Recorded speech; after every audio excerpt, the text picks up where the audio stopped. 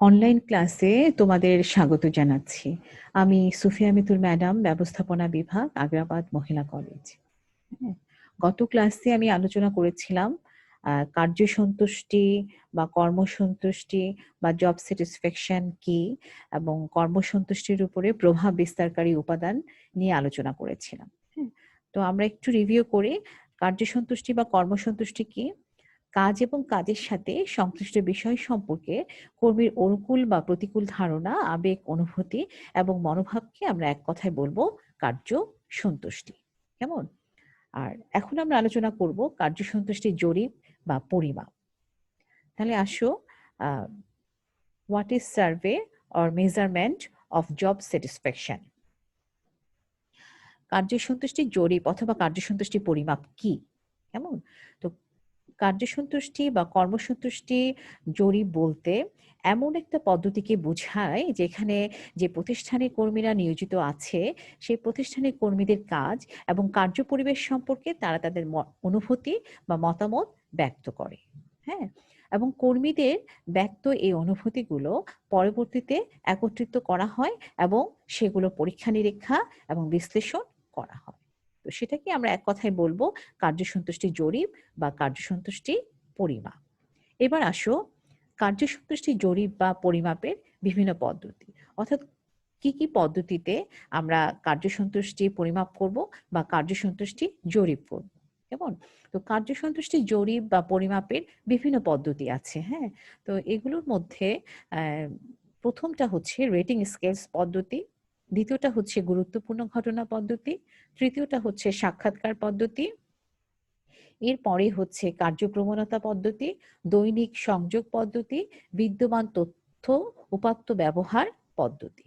এই পদ্ধতিগুলোই উল্লেখযোগ্য। তো আমরা এগুলো ধারাবাহিকভাবে আলোচনা করব। তাহলে প্রথমে আসো রেটিং স্কেলস। হ্যাঁ, তো রেটিং স্কেলসটা কি? রেটিং স্কেল হচ্ছে এমন একটা পদ্ধতি যে পদ্ধতিতে প্রত্যেক কর্মীকে তাদের কাজের ব্যাপারে বা কার্য সংক্রান্ত বিভিন্ন বিষয়ে মতামত দিতে বলা হয়। হ্যাঁ, এবং পরবর্তীতে তারা যে মতামত দিচ্ছে, তারা যে উত্তর দিচ্ছে, প্রশ্নের উত্তর দিচ্ছে, তার ভিত্তিতে কর্মীদের কার্য সন্তুষ্টির মাত্রা জানা যায়, যে তারা কার্যের ক্ষেত্রে সন্তুষ্ট কিনা সেটা জানা যায়। হ্যাঁ, তো এখানে আমি প্রসঙ্গক্রমে একটা বিষয় তোমাদের এখানে একটু বলে রাখি। সেটা হচ্ছে এই এই যে কার্যসন্তুষ্টি জরিমাপের মানে সবচেয়ে সহজ, বহুল ব্যবহৃত এবং জনপ্রিয় একটা পদ্ধতি হচ্ছে লিকার্ট স্কেল। কেমন? তো এই স্কেলটা উদ্ভাবন করেছে লিকার্ট। তো তার নামানুসারে কিন্তু এই নামকরণ হয়েছে লিকার্ট স্কেল। তো তিনি কি বলেছেন? তিনি বলছেন যে এই পদ্ধতিতে কোনো একটা বিষয়ে কর্মীরা সন্তুষ্ট কিনা সেটা কিন্তু কর্মীদের কাছে জানতে চাওয়া হয়। হ্যাঁ, তো তারা উত্তরে হয় বলতে পারে খুব সন্তুষ্ট, অথবা সন্তুষ্ট, অথবা নিরপেক্ষ, অথবা অসন্তুষ্ট, অথবা খুবই অসন্তুষ্ট। এভাবে তারা তাদের মতামতটা ব্যক্ত করতে পারে। হ্যাঁ, তো তাদের এই মতামতটাকে রেটিং এর সুবিধার জন্য সংখ্যা দেওয়া হয়। হ্যাঁ, তাদের এই মতামতকে রেটিং এর সুবিধার জন্য সংখ্যা দেওয়া হয়। যেমন ধরো একটা প্রতিষ্ঠানে অনেক কর্মী আছে, কোনো একটা বিষয় তাদের কাছ থেকে জানতে চাওয়া হলো। হ্যাঁ, কেউ বলছে সন্তুষ্ট, কেউ বলছে অসন্তুষ্ট, কেউ বলছে নিরপেক্ষ, কেউ বলছে খুবই অসন্তুষ্ট। হ্যাঁ, এভাবে তারা তাদের মতামত ব্যক্ত করতে পারে। কিন্তু এভাবে তাদের এই মতামতকে সংখ্যায় প্রকাশ করার জন্য রেটিং দেওয়া হয়। হ্যাঁ, তো যেমন ধরো একজন কর্মীকে জিজ্ঞাসা করা হলো যে ব্যবস্থাপকের ব্যবহারে তারা সন্তুষ্ট কিনা, অথবা কর্মীদের সাথে ব্যবস্থাপকের যে আচরণ, সেই আচরণে কর্মীরা সন্তুষ্ট কিনা। কেমন? তো তখন যে প্রশ্নটা করা হলো সেই প্রশ্নের উত্তরে কর্মী হয়তো জানালো যে সে খুবই সন্তুষ্ট। হ্যাঁ, ব্যবস্থাপকের ব্যবহারে সে খুবই সন্তুষ্ট। তাহলে আমরা এখানে ধরে নিতে পারি তাকে একটা সন্তুষ্টির একটা নাম্বার বা মাত্রা আমরা দিতে পারি। যেমন ধরো ৫। হ্যাঁ, খুবই সন্তুষ্ট, তাহলে তার সন্তুষ্টির মাত্রা হলো ৫। হ্যাঁ, যদি সে বলে সন্তুষ্ট, তাহলে আমরা ধরে নিতে পারি সন্তুষ্টির মাত্রা ৪। আর যদি কর্মী বলে নিরপেক্ষ, সে সন্তুষ্টও না অসন্তুষ্টও না, নিরপেক্ষ, নিউট্রাল, তাহলে সেখানে তাকে আমরা সন্তুষ্টির মাত্রা দিতে পারি ৩। যদি কর্মী বলে অসন্তুষ্ট, হ্যাঁ, ব্যবস্থাপকের ব্যবহারে সে অসন্তুষ্ট।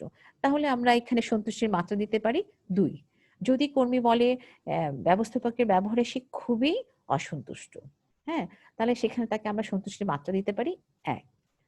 অর্থাৎ এভাবেই কর্মীদের কার্যসন্তুষ্টির বিভিন্ন মাত্রা জানা যায়, হ্যাঁ? আমরা পরবর্তীতে এটা নিয়ে আবার পরে ডিটেইলস আলোচনা করব।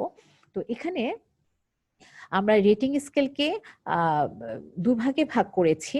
আ একটা হচ্ছে বিশেষভাবে তৈরিকৃত স্কেল, আরেকটা হচ্ছে প্রমিত স্কেল। তাহলে এগুলো আমরা একটু আলোচনা করি। আ বিশেষভাবে তৈরিকৃত স্কেলটাকে একটু দেখো। এটা বলছে যে আ এটি কোনো সুনির্দিষ্ট ক্ষেত্রে অথবা কোনো সুনির্দিষ্ট প্রকল্পে নিয়োজিত কর্মীদের কার্যসন্তুষ্টি পরিমাপের উদ্দেশ্যে তৈরি করা হয়। আমি তোমাদের বোঝার সুবিধাতে আবার বলছি, এই স্কেলটা একটা নির্দিষ্ট ক্ষেত্রে, একটা নির্দিষ্ট প্রকল্পে যে সমস্ত কর্মীরা নিয়োজিত আছে, তাদের কার্যসন্তুষ্টি পরিমাপের জন্যেই তৈরি করা হয়। হ্যাঁ? এক ক্ষেত্রের তৈরিকৃত স্কেল, মানে এক ক্ষেত্রের জন্য যে স্কেলটা তৈরি করা হবে, সেটা কিন্তু অন্য ক্ষেত্রে ব্যবহার করা যাবে না। যেমন একটা উদাহরণ দিচ্ছি তোমাদেরকে যে গার্মেন্টস কারখানায় নিয়োজিত মহিলা শ্রমিকদের কার্যসন্তুষ্টি পরিমাপের জন্য যে স্কেল তৈরি করা হবে, সেটা কিন্তু ব্যাংকে যারা নিয়োজিত আছে উম, তাদের কার্যসন্তুষ্টি পরিমাপের জন্য কিন্তু সেই স্কেলটা ব্যবহার করা যাবে না। কারণ ব্যাংক কর্মচারীদের কার্যসন্তুষ্টির পরিমাপের বিষয় কিন্তু গার্মেন্টস থেকে আলাদা। হ্যাঁ? তাহলে গার্মেন্টস কারখানায় নিয়োজিত মহিলা শ্রমিকদের কার্যসন্তুষ্টি পরিমাপের জন্যে তৈরিকৃত রেটিং স্কেল অন্য কোনো প্রতিষ্ঠানে ব্যবহার করা যাবে না। ঠিক আছে? মানে এক প্রকল্প বা ক্ষেত্রের তৈরিকৃত স্কেল অন্য ক্ষেত্রে ব্যবহার করা যায় না। তাহলে আমরা এক কথায় বলবো যে এটি কোনো সুনির্দিষ্ট ক্ষেত্রে বা প্রকল্পে নিয়োজিত কর্মীদের কার্যসন্তুষ্টি পরিমাপের উদ্দেশ্যে তৈরি করা হয়। ঠিক আছে? এবার আসো প্রমিত স্কেল। হ্যাঁ? তো প্রমিত স্কেলটা হচ্ছে আ কার্যসন্তুষ্টি পরিমাপের এমন একটা পদ্ধতি আ যেটা যেকোনো প্রতিষ্ঠানের কর্মীদের কার্যসন্তুষ্টি পরিমাপে ব্যবহার করা যায়। হ্যাঁ? আমি আবারও বলছি, কার্যসন্তুষ্টি পরিমাপের এমন একটা পদ্ধতি যেটা যেকোনো প্রতিষ্ঠানের কর্মীদের কার্যসন্তুষ্টি পরিমাপের ক্ষেত্রে ব্যবহার করা যায়। তাহলে ১ম টা কি বলেছিলাম? ১ম টা বলেছিলাম যে একটা ক্ষেত্রে, একটা প্রতিষ্ঠানে, একটা প্রকল্পে ব্যবহার করা যায়। সেটা আবার অন্য কোনো প্রতিষ্ঠানে ব্যবহার করা যায় না। সেই স্কেলটা অন্য কোনো ক্ষেত্রে বা অন্য কোনো প্রকল্পে ব্যবহার করা বা অন্য কোনো প্রতিষ্ঠানে ব্যবহার করা যায় না। আর এখন বলছি এটা কার্যসন্তুষ্টি পরিমাপের এমন একটি পদ্ধতি যেটা যেকোনো প্রতিষ্ঠানের কর্মীদের কার্যসন্তুষ্টি পরিমাপে ব্যবহার করা যায়। হ্যাঁ? তো এটাকে আমরা আ দুভাগে ভাগ করেছি। একটা হচ্ছে আ কার্যবর্ণনামূলক সূচক, আরেকটা হচ্ছে মিনেসোটা সন্তুষ্টি প্রস্তাবমালা। তাহলে আমরা ১ম টা নিয়ে আগে আলোচনা করি, কার্যবর্ণনামূলক সূচক। হ্যাঁ? তো কার্যবর্ণনামূলক সূচকটা প্রতিষ্ঠানের যেকোনো প্রতিষ্ঠানে ব্যবহার করা যাবে। সেটা বুটিক শপ হতে পারে, সেটা কম্পিউটার উৎপাদনকারী প্রতিষ্ঠান হতে পারে, সেটা ডেইরি ফার্ম হতে পারে, সেটা গার্মেন্টস প্রতিষ্ঠান হতে পারে, সেটা শিক্ষা প্রতিষ্ঠান হতে পারে। যেকোনো প্রতিষ্ঠানে কিন্তু এটা ব্যবহার করা যাবে। হ্যাঁ? তো এখানে কার্যবর্ণনামূলক সূচকটা হচ্ছে খুবই জনপ্রিয় এবং খুবই বহুল ব্যবহৃত একটা পদ্ধতি। এটা ১৯৬৯ সালে স্মিথ, ক্যান্ডল, হুলেন এই সূচকটি বা এই পরিমাপটি বা এই পদ্ধতিটি উদ্ভাবন করেছেন। তো এখানে কার্যসন্তুষ্টি পরিমাপের ৫ টি পৃথক, পৃথক স্কেল ব্যবহার করা হয়। হ্যাঁ? তো সেই বিষয়গুলো কি? একটা হচ্ছে মজুরি, দ্বিতীয়টা হচ্ছে পদোন্নতি, তৃতীয়টা হচ্ছে তত্ত্বাবধান, চতুর্থ হচ্ছে কার্য, পঞ্চম হচ্ছে সহকর্মী। মানে এই বিষয়গুলোর উপর কর্মীরা সন্তুষ্ট কিনা সেটা পরিমাপ করা হয়। হ্যাঁ? আলাদা, আলাদা স্কেলে পরিমাপ করা হয়ে থাকে। তাহলে ১ম এ আসো আমরা এগুলো একটু ব্যাখ্যা করি। আ ১ম টা হচ্ছে মজুরি। তো মজুরিটা কি? মজুরি হচ্ছে কর্মী যে কাজ করছে, হ্যাঁ? সেই কাজের কর্মীর মানসিক বা শারীরিক পরিশ্রমের বিনিময় মূল্য হচ্ছে বেতন। এবং এই বেতন বা মজুরিটা কিন্তু কর্মীর কার্যসন্তুষ্টি অর্জনে খুবই গুরুত্বপূর্ণ ভূমিকা পালন করে। কারণ কর্মীরা প্রতিষ্ঠান থেকে যদি মানে একটা ন্যায্য পারিশ্রমিক পায়, ন্যায্য মজুরি পায়, তাহলে কিন্তু সে তার প্রত্যাশা বা চাহিদাগুলো কিন্তু পূরণ করতে পারে। তাহলে মজুরি মজুরিটা আ কর্মীরা তাদের প্রাপ্ত এরূপ পারিশ্রমিক যদি ন্যায্য মনে করে, তাহলে কিন্তু সে কি করতে পারে? তাদের আ এই মজুরিটা তাদের মধ্যে কার্যসন্তুষ্টি বৃদ্ধি করতে পারে। হ্যাঁ? তো এরপরে আসো তাহলে একটা প্রতিষ্ঠানে কর্মীর যে মজুরি পদ্ধতি আছে, হ্যাঁ? এবং যে মজুরি পদ্ধতি আছে এবং সে যে কর্মী যে মজুরি পাচ্ছে, সেই মজুরিতে সে সন্তুষ্ট কিনা সেটা দেখা হয়। হ্যাঁ? সেটা দেখা হয়। তারপর ২য় হচ্ছে তোমার আ পদোন্নতি। তো পদোন্নতি কি? আমরা এর আগের ক্লাসেও আলোচনা করেছিলাম। পদোন্নতি হচ্ছে মানে একটা প্রতিষ্ঠানে যে পদোন্নতি পদ্ধতি আছে এবং তাকে যেভাবে কর্মীকে যেভাবে পদোন্নতি দেওয়া হয়, হ্যাঁ? সে আ সে সেভাবে সে সন্তুষ্ট কিনা, যেভাবে সে পদোন্নতিটা পাচ্ছে তাতে সে সন্তুষ্ট কিনা। একটা প্রতিষ্ঠানের পদোন্নতি বা প্রমোশন কর্মীর কি হয়? কর্মীর কর্তৃত্ব বাড়ে, কর্মীর ক্ষমতা বাড়ে, কর্মীর আর্থিক সুযোগ-সুবিধা বাড়ে, কর্মীর সামাজিক মর্যাদা বাড়ে। সেজন্য প্রত্যেকটি কর্মক্ষেত্রে কিন্তু সকল কর্মী কিন্তু এই ধরনের পদোন্নতি বা প্রমোশন আশা করে। একটা প্রতিষ্ঠানে যদি পদোন্নতির আ সুযোগ থাকে, তাহলে সেই সংগঠনে বা সেই প্রতিষ্ঠানে কিন্তু কর্মীদের কার্যসন্তুষ্টি বেশি থাকে। আর পদোন্নতির সুযোগ যদি না থাকে, তাহলে সেখানে কিন্তু কর্মীদের কার্যসন্তুষ্টির মাত্রা হ্রাস পায়, কমে যায়। কেমন? তারপর ৩য় টা হচ্ছে তত্ত্বাবধান। তত্ত্বাবধানটা কি? মানে তত্ত্বাবধানটা হচ্ছে ব্যবস্থাপক কিভাবে কর্মীদেরকে তত্ত্বাবধান করছে, সুপারভিশন করছে, হ্যাঁ? তদারকি করছে, হ্যাঁ? কর্মীদের কাজে তাদেরকে প্রয়োজনীয় সাহায্য সহযোগিতা করছে কিনা, সিদ্ধান্ত গ্রহণ প্রক্রিয়ায় অংশগ্রহণের সুযোগ দিচ্ছে কিনা, কর্মীদের সাথে ভালো ব্যবহার করছে কিনা, ভালো আচরণ করছে কিনা, হ্যাঁ? যেভাবে ডিরেকশন দেওয়ার কথা, যেভাবে কন্ট্রোল সেভাবে ডিরেকশন দিচ্ছে কিনা, হ্যাঁ? তাদের প্রতি সহমর্মিতা প্রদর্শন করছে কিনা। এই যা কিছু করছে এই পদ্ধতিতে কর্মীরা সন্তুষ্ট কিনা। ঠিক আছে? ৪র্থ হচ্ছে কাজ। কাজ কি? কাজ হচ্ছে সংগঠনে যে কার্য সম্পাদনের জন্যে কর্মী নিযুক্ত হয়েছে। সেই কাজ করে কর্মী আনন্দ পাচ্ছে কিনা? সেই কাজ করে কর্মী তৃপ্তি বোধ করছে কিনা? হ্যাঁ? সেই কাজটা তার জন্য সন্তোষজনক কিনা? হ্যাঁ? আ সেই কাজে সে তার অ্যাবিলিটি, হ্যাঁ? তার দক্ষতা, মেধা, অভিজ্ঞতা, সৃজনশীলতা এগুলো প্রয়োগ করতে পারছে কিনা? হ্যাঁ? এগুলো ব্যবহার করতে পারছে কিনা? যদি এগুলো ব্যবহার করতে পারে, প্রয়োগ করতে পারে তাহলে সে কিন্তু কাজ করে সন্তুষ্ট। কিন্তু কিছু কাজ আছে যে কাজগুলো তার জন্য খুবই বিরক্তিকর। হ্যাঁ? কিছু কাজ আছে খুবই জটিল মনে হয় তার কাছে। কিছু কাজ আছে যে কাজগুলো করতে বেশি সময় লাগছে। হ্যাঁ? এম কিছু কাজ আছে সে করতে চাচ্ছে না। কিন্তু তাকে করতে বাধ্য।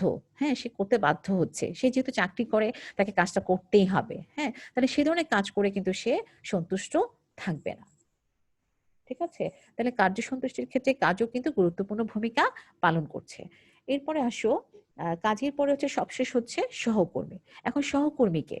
সহকর্মী হচ্ছে তারাই যারা একই প্রতিষ্ঠানে কাজ করে। তাহলে সহকর্মীর সাথে কর্মীর সম্পর্ক কিরকম? সেই সেই সম্পর্কে সে সন্তুষ্ট কিনা? হ্যাঁ? এখানে শুধু সম্পর্ক কি সেটাই না, মানে কর্মীর যে মন মানসিকতা, সহকর্মীর সেই মন মানসিকতা আছে কিনা? কর্মী যেভাবে চিন্তা করে সহকর্মী সেভাবে চিন্তা করে কিনা? হ্যাঁ? দেখা যাচ্ছে যে তাদের মধ্যে সম্পর্ক খুবই ভালো। কিন্তু কর্মীর মন মানসিকতার সাথে সহকর্মীর মন মানসিকতা মিলছে না। কর্মীর দৃষ্টিভঙ্গির সাথে সহকর্মীর দৃষ্টিভঙ্গি মিলছে না। কর্মীর পারসেপশন এর সাথে সহকর্মীর পারসেপশন মিলছে না। তাহলে সেক্ষেত্রে কিন্তু কর্মী কাজ করে, সেখানে কাজ করে, সহকর্মীদের নিয়ে কাজ করে সে কিন্তু সন্তুষ্ট হবে না। আবার এমনও হতে পারে যে কিছু প্রতিষ্ঠানের সহকর্মীরা আছে, কর্মী যেভাবে চিন্তা করে সহকর্মীরাও কিন্তু সেভাবে চিন্তা করে। সহকর্মীদের সাথে তার একটা বন্ধুত্বপূর্ণ সম্পর্ক। সহকর্মীদের সাথে তার খুব মিল। হ্যাঁ? মন মানসিকতার সাথে তার খুব মিল। এদের সাথে সম্পর্কটা খুবই ভালো। হ্যাঁ? তাহলে সেই সহকর্মীদেরকে নিয়ে সে কাজ করে সন্তুষ্ট থাকবে। হ্যাঁ? তাহলে দেখা যাচ্ছে যে এই সুযোগে কর্মীর কার্যসন্তুষ্টি পরিমাপে মজুরি, পদোন্নতি, তত্ত্বাবধান, কাজ, সহকর্মী এই ৫ টি বিষয়ের উপর পৃথক স্কেল ব্যবহার করা হয়। ঠিক আছে? তো তোমাদের বই এগুলো দেওয়া আছে। একটু আমি তোমাদের এগুলো নিয়ে আলোচনা করলাম। তোমরা নিজেরাও একটু বইটা ভালো করে পড়ে নিবে। কেমন? আর অনেকগুলো পদ্ধতি আছে। আমরা আস্তে, আস্তেই সে পদ্ধতিগুলো আলোচনা করব তোমাদের বুঝার সুবিধার্থে। তো আজকে এই পর্যন্ত। আগামী ক্লাসে আমি মিনেসোটা সন্তুষ্টি প্রশ্নমালা নিয়ে আলোচনা করব। তো তোমরা ভালো থাকবে, সুস্থ থাকবে, নিরাপদে থাকবে, পড়াশোনা করবে, সময়টা কাজে লাগাবে। কেমন? তো আজ এই পর্যন্তই। আল্লাহ হাফেজ।